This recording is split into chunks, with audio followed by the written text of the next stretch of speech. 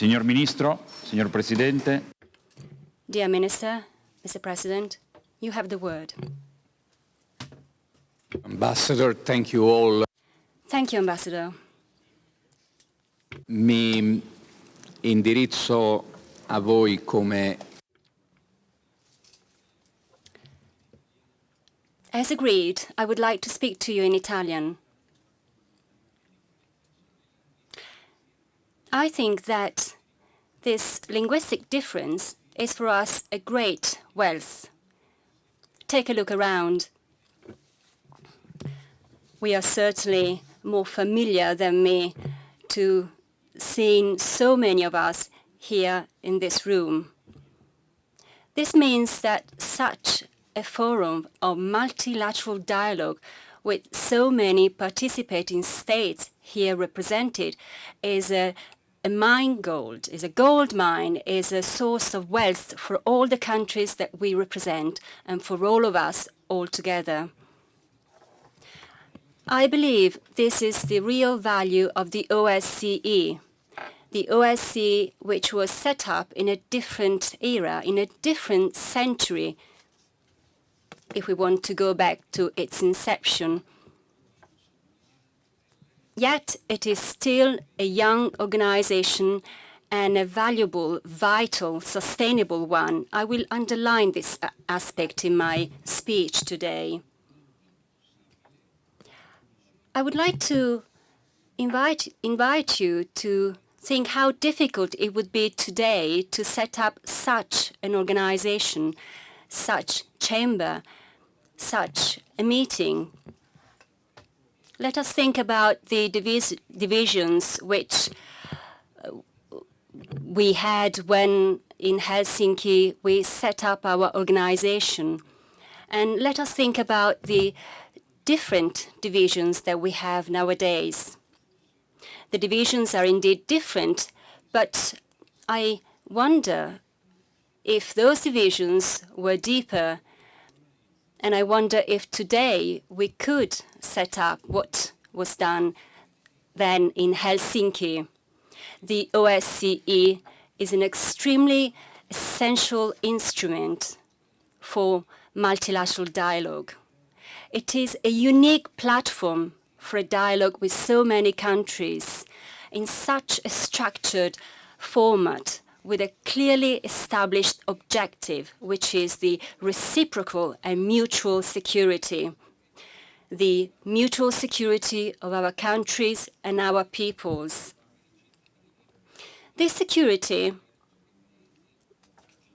constitutes for the citizens of all our countries the highest and greatest good. It is the duty of those who are in power and govern our peoples. It is the duty of those who represent the states, like you, to guarantee security.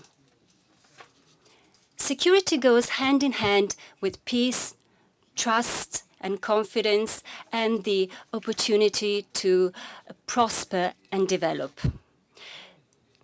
For this reason, the greatest added value of the OSCE, this organization which unites us, as we often say, covering a geographical area like a rainbow from Vancouver to Vladivostok, should be for us and for all the participating states as well as the partner countries a benchmark, a platform of the utmost importance. It is a forum for multilateral relationships which are well structured, well organized, with a regular schedule and calendar. This is a great opportunity for all of us to look forward to the future with great confidence. This is the spirit of Helsinki. Yet, this is also the way in front of us, the horizon that we look at. And I wouldn't like to trivialize things, but I would like to talk about the new OSCE, that we can together build a new OSCE which regardless of the changing chairmanships, should be our solid and staunch asset.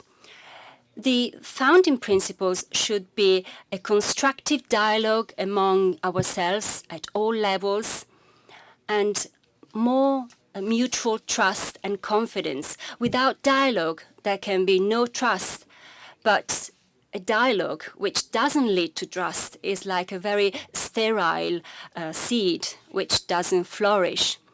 And then trust and cooperation. With cooperation comes greater security. Today's security, the modern idea of security, includes an exchange of information. This is perhaps one of the greatest change compared to the time when our organization was set up. At the time, we were striving to acquire information, to safeguard information and keep all information confidential. Nowadays, we still have confidential information, but the exchange of information is the only means and the only way through which we can think of, tackle all together all the great global challenges. Challenges are great and challenges are global. That is why it is easier to tackle them together in order to reach a result. I would like to focus on some main points of our action. Firstly, and I speak as a minister of the Italian government, but also as a staunch believer in our organization, the first issue and the first pillar is the Mediterranean. The Mediterranean Sea joins 3 different continents, Asia, Africa, and Europe. This sea,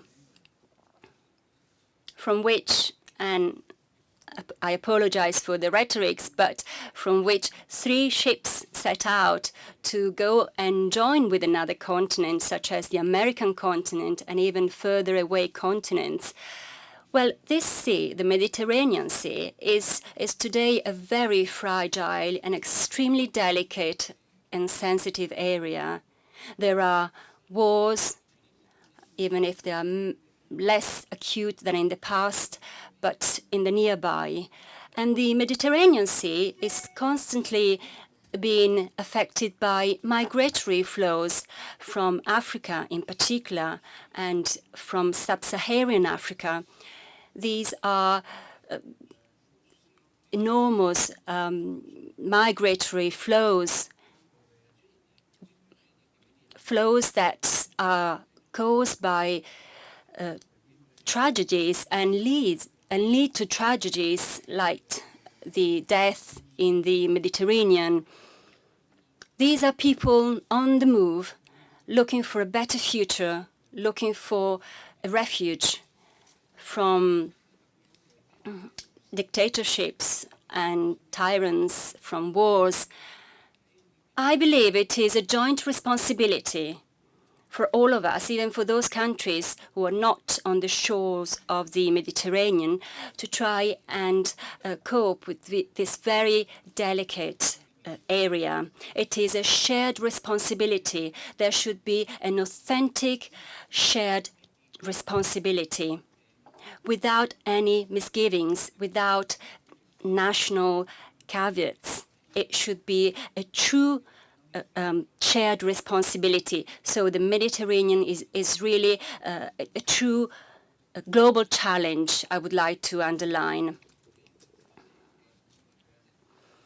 The second pillar for our organization is the dialogue and the responsibility that we take on among ourselves. So I'm referring to the dialogue among countries, participating states of our organizations, or other countries, partner countries. Dialogue is essential to overcome disputes, to overcome differences, where sometimes the situation is very complex and difficult, especially when people are affected. And I'm referring to the Ukraine, I'm referring to the people in Ukraine. It is imperative to fully apply the Minsk agreements with positive results. All the people affected in Ukraine have a right to live in peace, looking to the future with great confidence. Our chairmanship in office, and more broadly our organization, can be a guarantor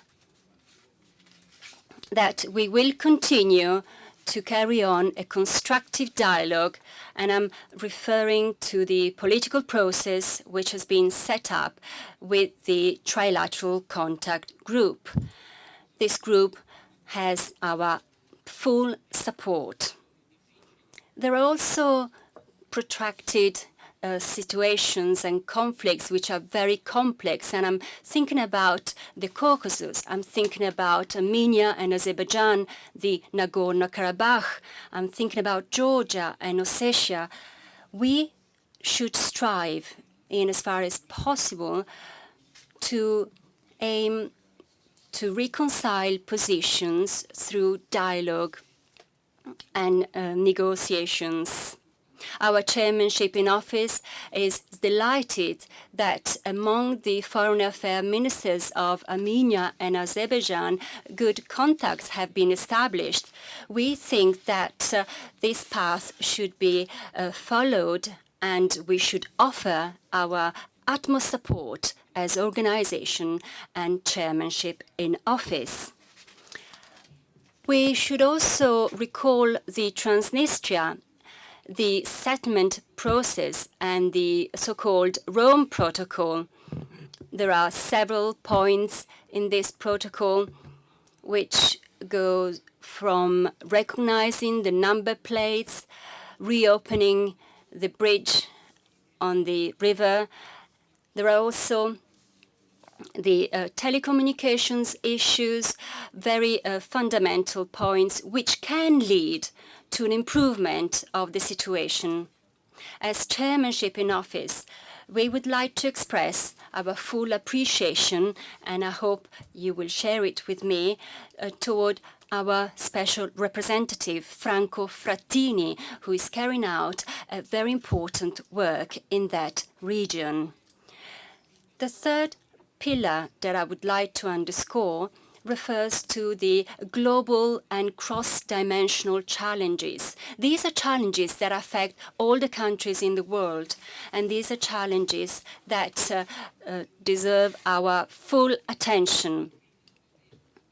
Also within the new spirit of our organization for a more efficient organization.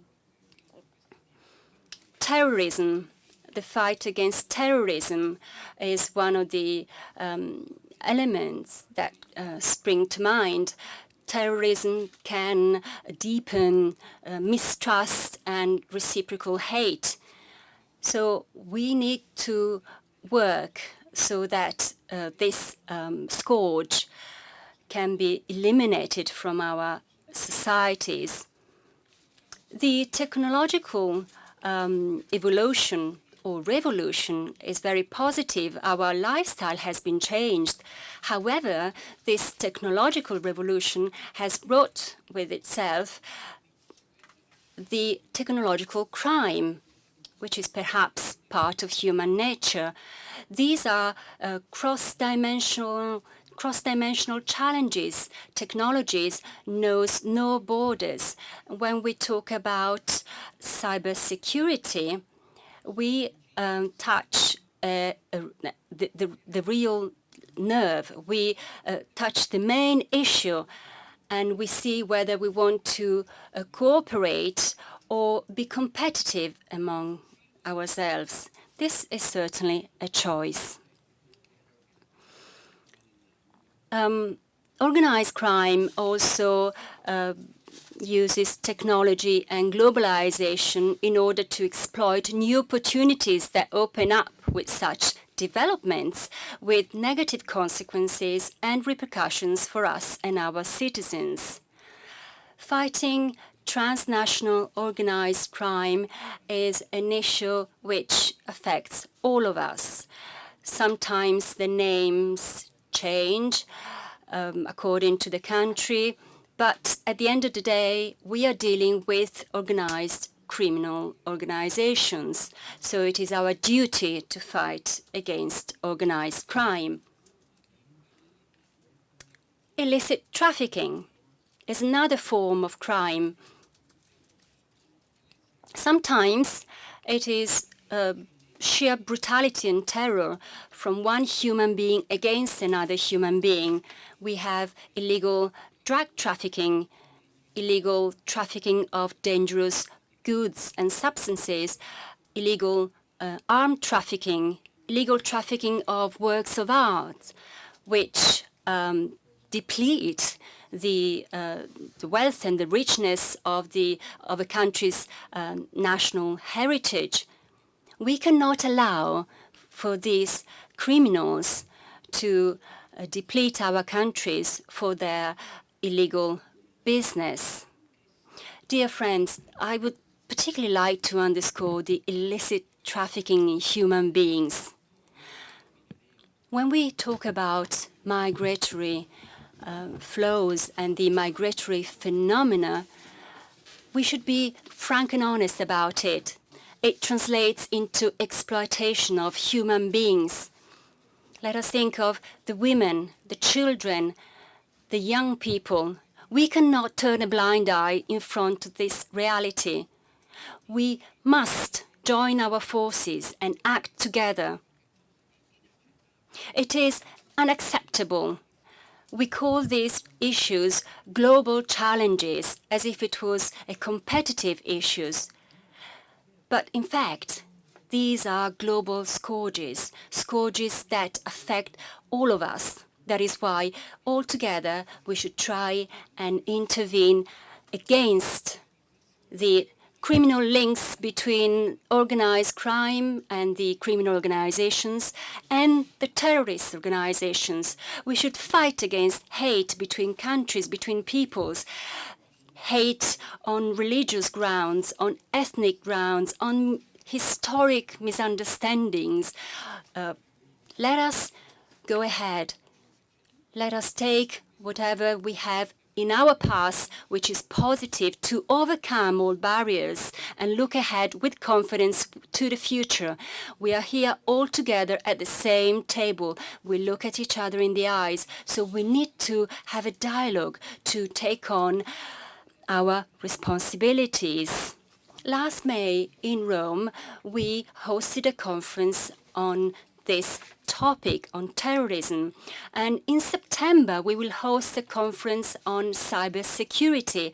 It is essential to be united, combating these scourges which we find in our world and in our countries. The OSCE can facilitate a sustainable and effective security. If we work together and cooperate, we can guarantee our citizens, our peoples, and our countries a sustainable and lasting security. This should be our guiding star.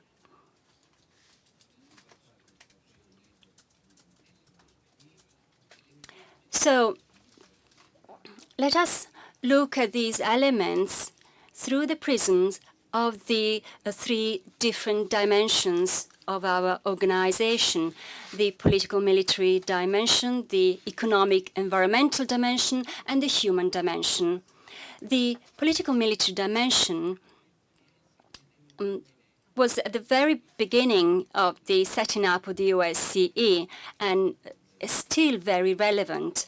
So conventional arms control, cooperation, avoiding armed conflicts, striving towards peace. This is very important also within the annual review security conference, which we carry out at the OSCE.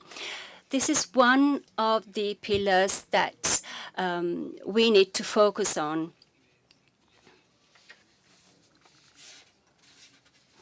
This political military dimension was one of the founding pillars which led to the Helsinki process and still has to receive our utmost attention. The economic and environmental dimension is essential in that it can give prosperity and well-being to peoples and countries. A well-working economy has to be well aware of the environment, has to fully respect the social dimension. It cannot be an economy that only strives for profit and exploiting the natural resources and wealth. We need to be socially aware. We need to have a greatest capacity for sharing our assets. And we need to combat all those distortion factors such as corruption. We need to work to promote innovation and focus on education, the life learning, training and education. This is still an extremely important component. So we are committed on working on all these issues. As for the fight against corruption, I would like to emphasize the excellent work carried out by the Special Representative, Paola Severino, as well as the conference which will take place in Rome on the 12th of November, dedicated to the fight against corruption. You're all welcome to take part in this conference. This leads me to the third pillar, the human dimension, which is a fundamental pillar for the European security architecture. When we talk about human dimension, we talk first of all about human rights. These rights, before being fundamental rights, are rights pertaining to the human being. They are intrinsically linked to the human being, indissoluble, indivisible rights of the human being. And regardless of the fact that this human being can be our enemy, we still have to respect his or her human being. In a good functioning economy, which is sustainable, which leads to real well-being and prosperity of the countries, we need to take into account the human dimension. This well-being has to be first and foremost the well-being of the peoples of our countries, the well-being of all the peoples even beyond the borders of our countries. In my view, this is an important objective for a multilateral organization such as the OSCE. We must combat all those issues that can disrupt our societies. So xenophobia, intolerance, racism, all these phenomena that we thought we had already dealt with and that are coming back in this new millennium. Together with the Chairperson-in-Office, we've had the invaluable contributions of other people. And in October in Rome, we shall host a conference dedicated to the fight against all forms of intolerance and discrimination. As already mentioned, but I would like to repeat it, as it is an important point, trafficking in human beings has to be our main priority. So fighting the trafficking in human beings, which affects those people who try to flee their countries to search for a better life. We are called to offer our helping hand in their countries of origin to improve their life conditions. The European continent has always been for centuries a continent of emigration, where people would move and emigrate to different countries. Well, it has now become a continent where people migrate to. Yet, we shall never forget our past.